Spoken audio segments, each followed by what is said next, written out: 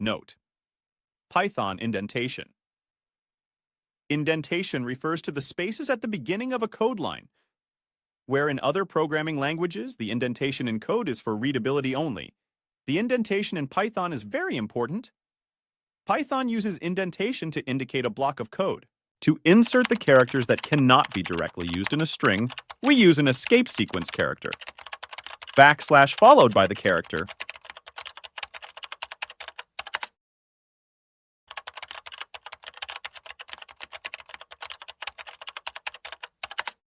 In Python, we can directly assign the values to the variables without declaring that they're types.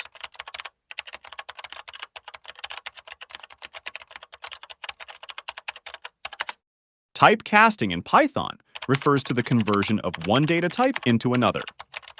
Python provides built-in functions to perform these conversions.